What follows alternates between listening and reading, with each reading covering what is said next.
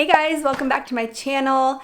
Today I'm going to talk about the steps I take when I'm going on vacation to help my plants. We were just gone for 12 days and as you can see, all of the window shelves that are usually full of plants are empty, which is one of my steps for keeping them happy while I'm gone. So I'm going to go over all of them here in this video and hopefully you find it helpful.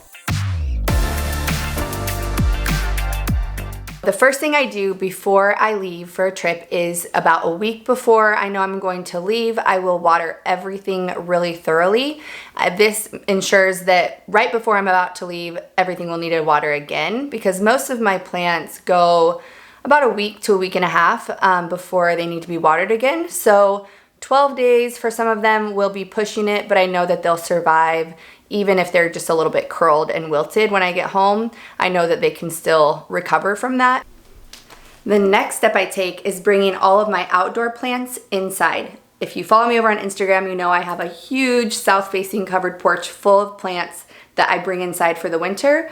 But in the summer, I have them outside so that they can grow extra big and happy. But when I go on a trip, I don't want to leave them outside in case there's any unforeseen weather or a big heat wave or something. And also if you bring them inside into less light, it will also slow down the moisture loss. And so they will be able to go longer between waterings. Step 3 is what you will see here or what you will not see here. I move all of my plants that sit in this hot west window back away from the window and into the middle of the room. This also reduces moisture loss and they're still in this bright sunroom, but they aren't going to be right in the heat of the window and drying out quickly. A lot of the plants in this window I have to water almost every other day now that it gets really hot in here in the summer. So moving them back just a bit to the middle of the room helps tremendously. Step 4 is for moisture loving plants. So ferns, calathea, oxalis, tradescantia, those plants that can go maybe 1 or 2 days without being watered and love to be consistently damp. I add a wick system to those. So here you see I have wicks on the bottom of this and it goes into a reservoir of water so it takes up the water as it needs it. And the bigger your reservoir, the better you are if you're gonna be gone for a long time so that the plant has plenty of water to draw from. And another great thing to use is watering globes. So you fill those up and then you put them in your plant and the plant suctions the water out as it needs it as well. So those are also a great thing to use. Highly recommend those for your hanging baskets and plants that can't be on a wick system. Okay, and then step 5 is before I leave, I always spray my plants down with an insecticidal soap, only because I do deal with spider mites and the occasional mealybug, and I just want to give them the best chance at fighting those while I'm gone, since I know I won't be able to treat them for the next week and a half or so, and I prefer to treat twice a week. So I spray them all down right before I leave so that they have the best chance at fighting them while I'm gone, even though I know when I get back I'll have quite the battle. So I do that as well. All right, step 6 for me has to do with my grow lights. So you can see I have a grow light above that fiddle leaf fig right there. I also have some in my greenhouse cabinet and then also above the other ficus and light loving plants in my office.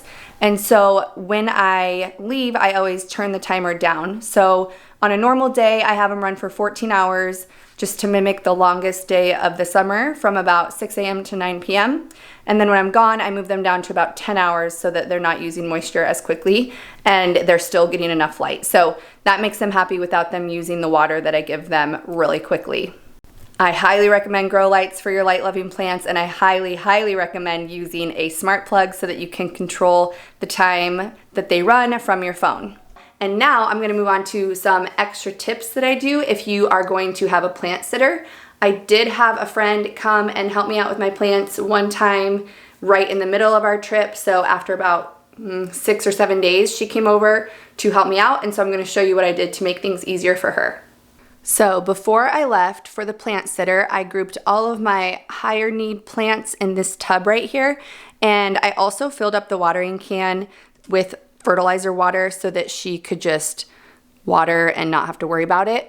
And I told her just to water everything and then let whatever drains out of the bottom sit in the tub, because as that evaporates, it'll add some extra humidity, and then anything that didn't get watered deeply can also soak up the extra water. So that is something I highly recommend doing, is putting the plants that you want to be taken care of a little bit more into one place or one container so it's easier for your plant sitter.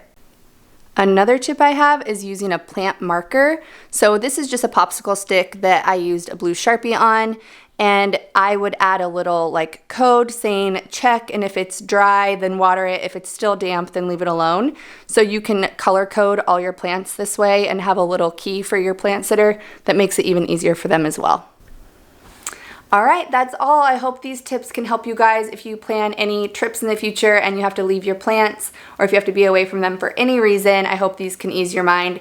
If you enjoyed these tips, I would really appreciate a like and a subscribe so that you guys can be notified when I post new content. I hope you guys have a good rest of the day, and I will see you later. Bye.